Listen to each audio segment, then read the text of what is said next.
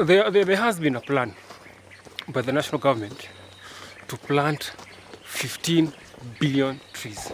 So it's a project, and for the so-called government. So the plan is simple: 15 billion trees in the next, I think, the next 10 years. That's the plan, and I fully support that plan. So today, as usual, I'm going to my normal video.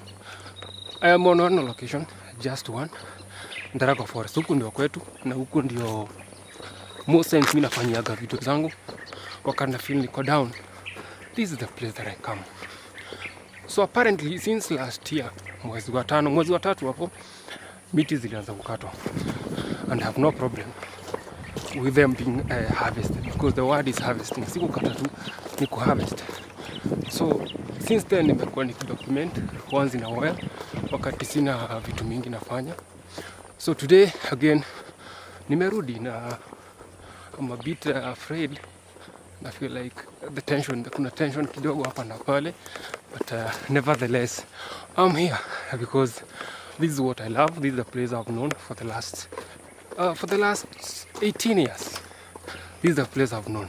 I've lived here, I've grazed here, and I've met a lot of people. I've made friends. Nimekuja nao hapa, it's a bit dark, lakini